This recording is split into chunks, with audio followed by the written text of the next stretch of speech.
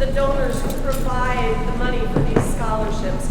I can speak on that first-handed by the fact that I can see several music majors in the audience who are receiving awards, and we are so proud of that. We appreciate that kind of support as you put not only teachers and scientists and mathematicians out in the world, but that we're also putting people who are passionate about the arts out in the world as well. Our last tune kind of is a commanding tune. The title is What Happens When a Woman Takes Power?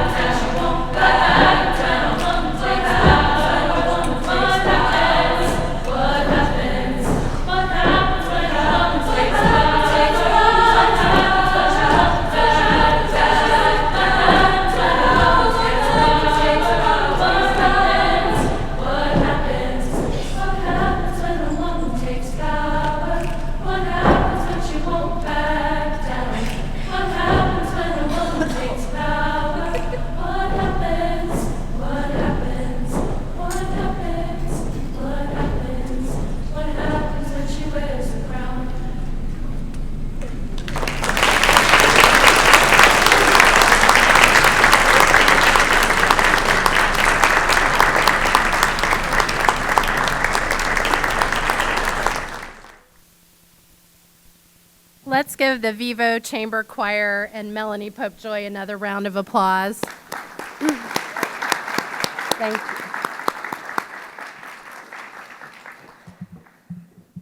I think I can still say good morning, although it's almost good afternoon.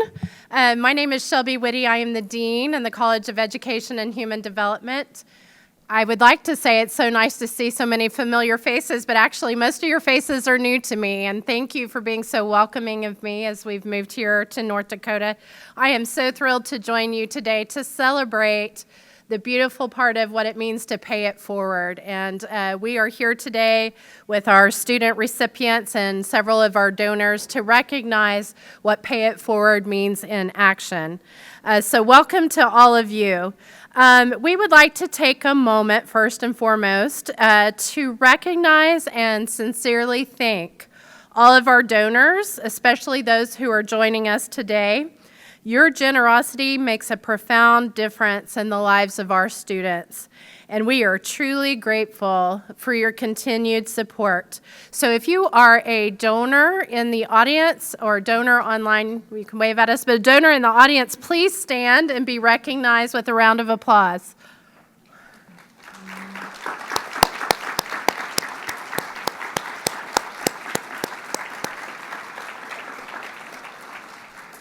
Thank you so very much. The choir sang about what are we made for? And I think as students who are navigating college, it's often a question we think about. But at the end of that song, there's a phrase, we just might. And there's so much hope in that phrase of we just might figure out what we're doing here on this planet. And for donors, you've made it very clear that one of the reasons why you are here is to pay forward all the benefits you've had in your life and investing in other people. And I so appreciate that about you. Next, we would like to recognize the scholarship recipients that are here. So if you are a recipient of a scholarship, could you please stand and be recognized?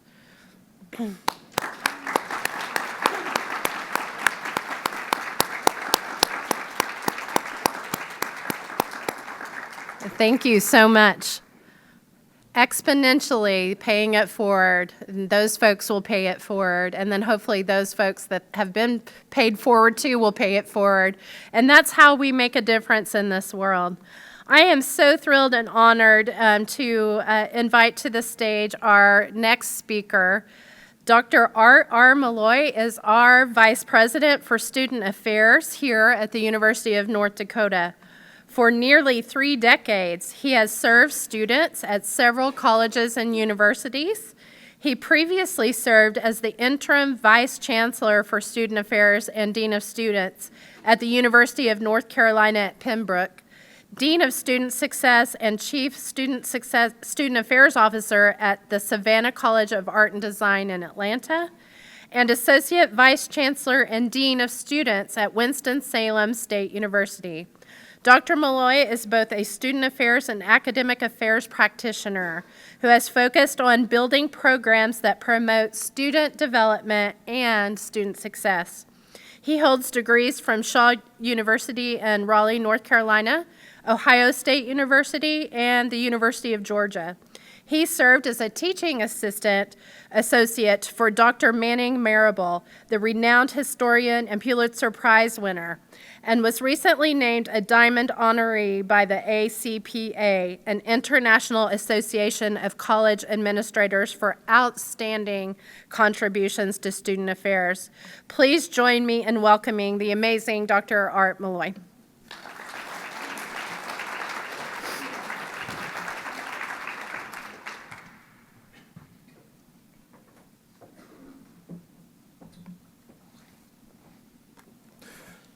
Well, is it afternoon now? Good afternoon, everyone. I am honored to be here, humbled to be able to speak to you, and it is my sincere hope that to those who are donors and those who are recipients of those funds, that what I have to say will hopefully inspire you to do what I do with the rest of my life and my career. As a student, I realized early on that every student has a story, and you have the opportunity to be the author of your own story. Your story is going to be the story of your academic experience, the ups and the downs. And what I can tell you is, coming from North Carolina, there were lots of downs with mine. On the day that it was time for me to go to college, I put all my clothes in a trash bag because I thought everyone else put their clothes in trash bags.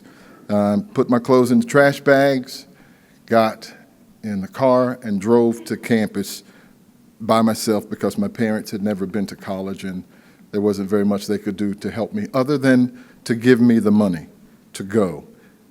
They gave me the money to go, and the money was half of what it cost for that semester. That's what they gave me, and I went and I took half of what they gave me. And I enrolled, and I let them know I have half the money, and if you'll trust me, I'll pay you the rest. Now, universities probably don't do that anymore. They did do that at a private school some more than 30 years ago. That's what I'll say. I will fast forward to getting my degree, getting my undergrad degree, getting my master's degree, and then I was at Savannah College of Art and Design, had not completed my doctorate, and I was wondering why the leader of that great university that I used to work for, I wondered why she was meeting with everyone, but had not met with me, and I was the new dean. She had not met with me, and so I sort of felt some kind of way about that, I guess. I was wondering. And I realized it was just an oversight, and she did come to meet with me. And when she met with me, she sat with me for more than an hour. And her question to me was, what do you want to do with the rest of your life? And my response, I thought, was one that would not require many questions afterwards. I said, I want to do what I'm doing now. I want to help change the world, one student at a time. And when she asked me to elaborate on that, I told her that I believe that education was the great equalizer, and that the opportunity to serve students was something that I did not take lightly. Every interaction, every conversation, I wanted to get to know the students. I wanted to know what they wanted to do with the rest of their lives. I wanted to know what kind of an impact they wanted to make. I did not know that in meeting with her, that she was going to ask me one final question. And her final question was, so how much is it going to take for you to finish your doctorate? And I had calculated, so I knew that it was going to be about $10,000. And so I told her, I said, it's probably going to be somewhere near $10,000, and I'm going to do it as soon as I can save the rest, because I had put some aside. I said, I'll do it as soon as I can save the rest.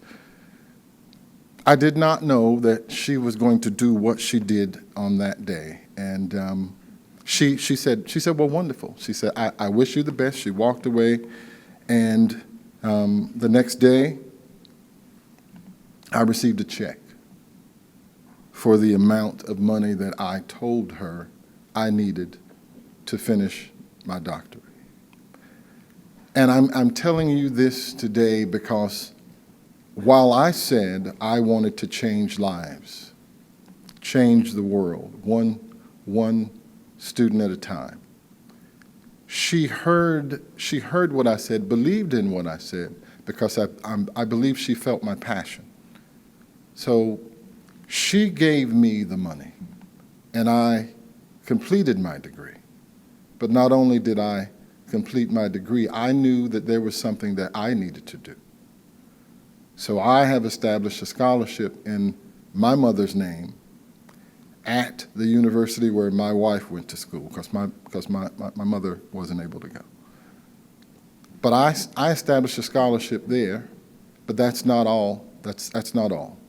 I have always believed that wherever I am, wherever I work, wherever I have the opportunity to serve, that I need to take some of what is given to me and give back to the students. Not only have I done that every place I have been since leaving the Savannah College of Art and Design, I continue to do that now.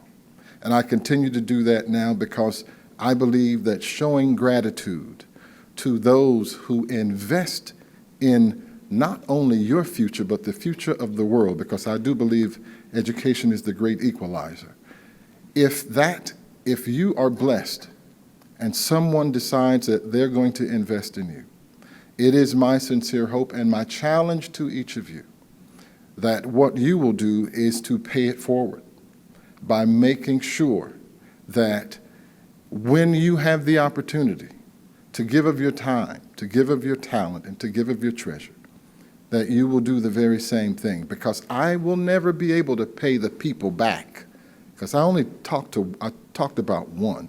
I will never be able to pay those back who made an investment in me, believing that this person is going to go and do some great things. I believe that every student in this room is equipped and has the talent to do great things.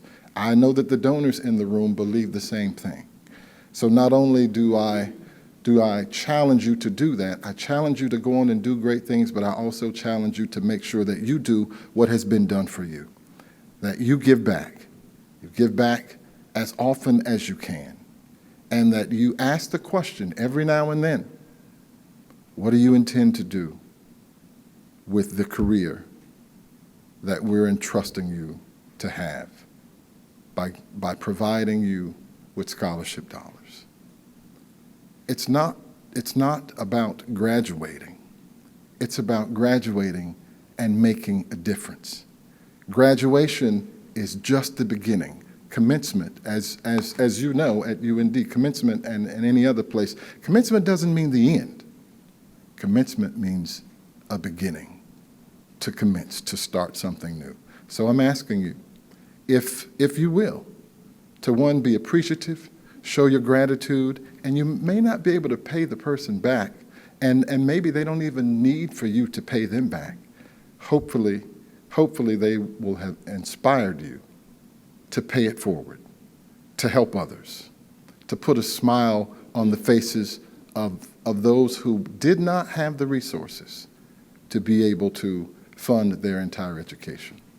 I thank you for listening to me, and I thank you for inviting me, and it is my sincere hope that you will continue to take your higher education experience very, very seriously and go out and do great things and then turn around and pay it forward. Thank you.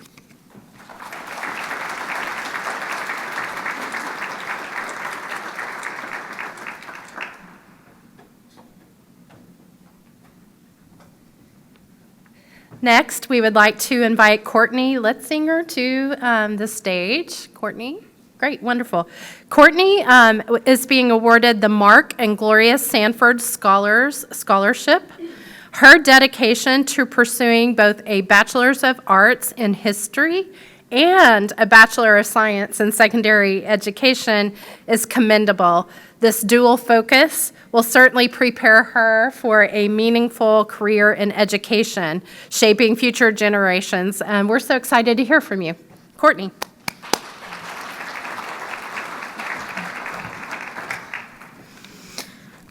So I'm going to tell you a little bit about my story of how I got here. So growing up, when I was the stereotypical kid when asked the question, what do you want to be when you grow up? I almost always had a different answer. But I always came back to teacher. My subject changed, but it was almost always a high school teacher I wanted to be. First it was math, science, and then I ended on history. Though when I started applying to colleges, education was not the career path I was planning on taking. But UND seemed like the natural choice. It had the program I wanted at the time, and I grew up watching my mom attend here. My sister was currently attending here, and so it sounded like a win-win. But as I got through my first semester, I realized my first program was not the right plan for me. So as I thought about it, I kept coming back to thinking about becoming a teacher. And so I changed my major to secondary education and history. I enrolled into Intro to Education and got my first field placement at Valley Middle School. I enrolled in one day there, and I fell in love. I knew that this is what I wanted to do with my life. From there, I continued on taking more education courses and more history classes and kept falling more and more in love than ever before. Then, one of my friends, who was the president at the time of the student organization, Future Educators of UND, encouraged me to join. I went to one meeting and immediately felt a sense of belonging. I continued attending meetings and various events hosted by Future Educators. But as my friend went on to student teach in her hometown, I wasn't sure really where I was supposed to be. But I continued attending meetings, and I don't regret that. As I kept attending meetings and getting more involved in Future Educators and the College of Human Development, of Education and Human Development, such as volunteering and walking in the homecoming parade, and being a mentor at CEHD, an event where we invite high school students onto campus to show what it's like being an education student for the day. I got the honor of being their guide, showing them around campus and answering all and any questions about campus life at UND. Then elections rolled around for Future Educators, and the current president at that time suggested that I run. I went for it and got to be secretary in January 2024. In this short amount of time, I have met some amazing friends and found a place that I love. Future Educators really taught me the importance of collaboration. If something goes haywire, we work together to fix it. When I started, Future Educators was a little community, and I've had the joy to experience it grow into a larger community while keeping the original values. While many of the Future Educator members that were there when I started are off-graduated or now off student teaching, the current board and I have done the best to keep that same sense of belonging that I felt at our first meeting. I believe everyone should feel this sense of belonging that I have felt. Due to this, it is something that I will instill into my classroom as a teacher. I will advocate for my future students, as I believe this will instill this sense of belonging that I have felt, and because I believe all students should have a voice and someone to speak up for them, even if when they feel like they can't or don't know how to. Finally, I want to thank my mom, my dad, my sister, the rest of my family, my friends, for always believing in me, supporting, and being there for me. And I want to thank my donors for the Mark and Gloria Sanford Scholarship that I received, as it helps relieve the financial burden and allows me to focus on my studies and to then enter the career that I love. Thank you again.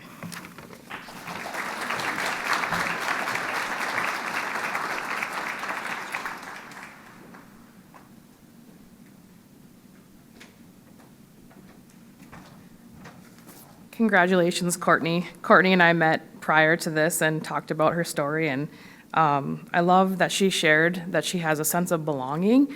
I'm really proud that the College of Education is a place that I feel like every student feels like that, and so it's just really fun to watch. So congratulations again, Courtney. Good afternoon. We've established it's afternoon, so that's exciting.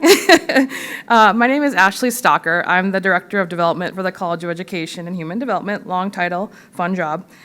It's my honor to welcome you guys here today. We've got our generous donors, our alumni, our student scholarship recipients and their families, and we've even got some faculty and their guests as well. So a little bit about my role at the UND Alumni Foundation. So I work and build and steward relationships with alumni and donors and help connect them and their passions with the opportunities at UND, whether it be through their time, talent, or treasure. And so we just love to bring our alumni back and show them what's going on at UND. Our focus at the Alumni Foundation continues to be one of gratitude. Without these remarkable gifts to our students, many would find themselves struggling to meet the financial needs of earning their degrees. Our alumni and students alike truly embody the UND Leader in Action motto, and we are so proud to call them part of the UND family. So thank you so much for being here to celebrate with us today. Our last speaker is someone who embodies generosity, servant leadership, and a passion for UND. A faculty member of the College of Education and Human Development for 30 years, and an employee of UND for 36. She has dedicated her life to serving others. I'm so proud to introduce my friend and colleague, Dr. Gail Ingleson.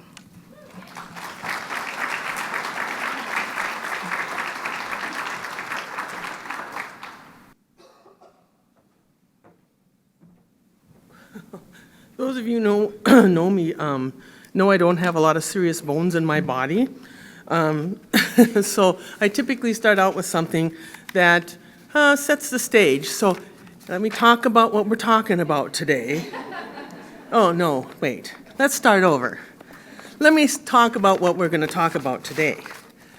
First of all, I want to say congrats to all of the scholarship recipients. It is made to make a major difference in your life. My mom used to always say to me, "Those are the best years of your life, Gail. Go out and enjoy them." Well, if you're working, you don't have as many opportunities to do that. So take the opportunities that you get and apply for the scholarships, apply for help, talk to people. If Dr. Artmel can get all that extra money, I encourage you to do that as well. So again, congrats. I want to recognize your talents and the awards that you are receiving. But I'm going to tell you 3 stories. Not big on lecturing, but I do like stories. Okay, so the first one has to do with my first job in Colorado as a middle school teacher. I don't fall far from the tree. I went with the middle school philosophy, and I came into UND and really changed the program here. But I do want to talk a little bit about what I did when I first went to a middle school in Colorado. And it was October. Students were so excited for Halloween. I said, "Hey, I challenge you." These were my health students. They were 8th graders. I said, "I challenge you. I want you to pick 2 neighbors in your area where you live that could use some help." And they're like, "Well, what do you want us to do?" I said, "Well, on Halloween, you're going to go to those houses with your rakes, and you're going to do what we call rake and run." They said, "Rake and run? What's that?" I said, "You're going to go into those houses, and you aren't going to ask for anything. You're just going to really fast run up, rake their yard, get all the leaves on the berm, and then you're going to leave." "We are? Well, how are we going to get our candy?" I said, "You wait." These kids got invited for milk and cookies. They all came away with big bags of treats because they had done something that was altruistic. So when I got to UND, I thought, I got to carry that over. So one of my first couple of years here, I always told the students, you're going to learn the importance of service learning. And so I said, let's do something for Halloween. Let's call it Hope from Halloween. Now, what are we going to do? I said, well, you have to plan this. But we just have talked about homelessness and how that affects our community and how that affects our students. More than you know. And so I said, okay, well, let's set some goals. So I said, let's do something for the Northland Mission. Okay, they said, that sounds fun. I said, what would you like to do? Well, one of the kids said, well, I've heard that their pantry doesn't have very much food in it. Perfect. We're going to come up with something really unique. We are going to go around the neighborhood, and you're going to all dress up in your craziness, but you're going to wear your lanyard that has your ID on it so they know you're a UND student from our college. And I went and got a bunch of pens that said College of Education and Human Development, and I said, you're going to go out and you're going to go to these various houses and you're going to do what's called a meet and give, or a meet and treat. And they said, well, how's that going to work? I said, you're going to go up and you're going to introduce yourselves, even no matter how crazy you're dressed, and you're going to meet these people and you're going to hand them a UND pen. And then you're going to ask them, do you have any non-perishable items that we could have to donate to the shelter? Okay, they went out in pairs. We had a student who was a jack-in-the-box. He carried his handles in there, and when he would say, he'd go to greet them, he'd pull his thing down and go, nice to meet you, and then he'd go back under this. And then we had this crazy professor, I won't name her, but she said, hello, my name is Donald Duck. Nice to meet you. They really looked at me oddly, but it's okay. That's all right. So we went about and we collected enough to fill a big pickup full of non-perishable items. But the kids got some donations. Well, now what are we going to do? I said, well, what's the second goal we should maybe try to reach? And they said, we want to be able to make a meal at the mission. And I'm like, well, I'm all game for that. Let's do that. So we went out and got a few more donations. We checked with Grand Forks Grocery and Hugo's, and they gave us a really good deal. And we went there one day and we made a spaghetti meal for the residents at the mission. And I said, well, what do you want, students? What do you want to learn from this? Well, we want to understand what they've gone through. Why are they homeless? I mean, are they all, like, are they bad people? I'm like, well, I think you're gonna find out something different, so let's go and see. Well, they made the meal, and then they took turns sitting with the residents. And the stories that they came away from impacted them for a lifetime. And in turn, their stories impacted the residents, I hope, for a lifetime. So, didn't cost us any money, didn't really cost us a lot of talent except liking to talk and be funny, but it took us time, and we dedicated our time to those individuals, and it made a big impact. I still hear from my students saying, I do stuff like this with my students in my classroom, 20-some years later. So it does make a difference. You can do impactful things. Second story, a little more personal. In the flood of '97, I don't know if anybody ever heard about that, but Grand Forks was literally wiped out by the flood. 90% of the people in this city lost their homes or damaged to their homes. I was one of the lucky 10% that didn't have damage. So as soon, they evacuated this town. The lights were off. There wasn't a light in this town, for those of you who, if anybody remembers, back in '97. And when we were able to come back, people saw the devastation. And it was earth-shaking. The amount of damage that this town encountered at that time was just unbelievable. So I thought, well, I'm a licensed counselor. That was what my master's degree was in. I'm going to go and volunteer. So I drove out to the air base. My feet didn't hit the floor for the next month. I put in over 700 hours volunteering as a mental health counselor. It was some of the most amazing experiences and absolutely some of the worst things I've ever seen in my life. But it was the right thing to do. It was a talent that I had, and I listened to people and their stories and their devastation, and they're starting to turn to a will of hope and an idea that they could make this work. It was a great community effort, and Grand Forks rebuilt, and I'm proud to say I was a part of that, where I was able to give some of my talent. And last but not least, of course, is a little bit about treasure. So I know what this is going to be. You're going to take your calculators out. I started teaching in 1980. God, she's older than my parents. This is true. When I began teaching, my first salary, you're going to want the calculator for this one too, $17,000 for the year. And yet my father told me, who was a great philanthropist, he told me, you take $50 out of that paycheck once a month and you put it in a savings account. I'm like, but Dad, no, Gail, you do that. You do that right from the start and think about how that's going to multiply. I'm like, all right. So I did that. And when I turned 28, I made my first, well, you're going to get lots of things from UND Foundation because they want to encourage you to think about giving. And when I turned 28, I gave my first donation to the university. It was $50. But I've donated ever since then on a regular basis. And luckily, a few years back, I was able to establish this endowment for the middle level education program, and it has been amazing. When you give, you get back. And we call it pay it forward, you can call it all sorts of things. But when you give, something always comes back as a blessing. It may not seem like it may seem like, oh my God, I worked so hard for that money. You know what? The university worked hard to get you where you're at. You're about ready to embark on a helping profession career.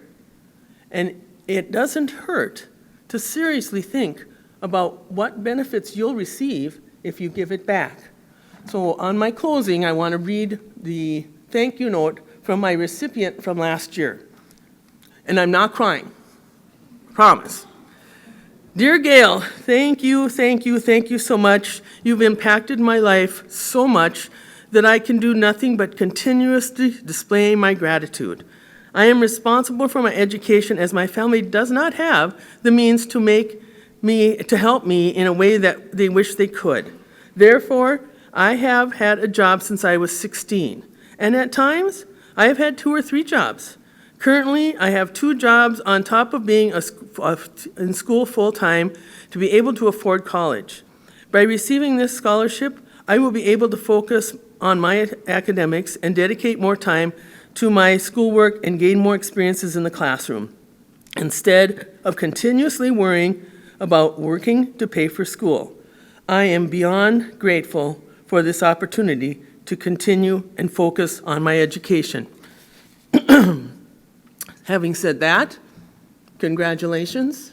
I look forward to the opportunities to see every one of you making a difference in this world. I may not actually see it, but I can sense it's going to happen. Congratulations, and have a great day. Ouch.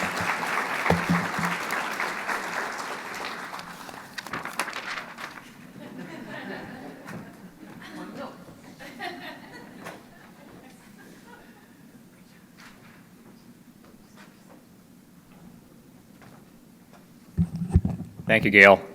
I believe my first teaching contract was $16,000 a year. So I'm Jared Schlenker. I am a faculty fellow for student success in the College of Education and Human Development. I have a few closing remarks here. We're way ahead of schedule, but I'm the final speaker for today. Housekeeping item, the name badges that you have, if you could take out the paper in those and the paper name badge within it, and then put the plastic name badge on the table when you leave the building or leave the room, that would be appreciated.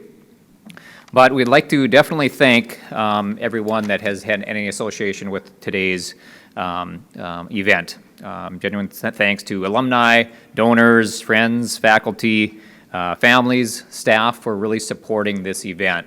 One name that I was going through the program to see if she was mentioned, and I don't believe I saw her name, was really the linchpin of the scholarship ceremony. So Leslie Risky, if you could stand up and be recognized for really driving this scholarship ceremony.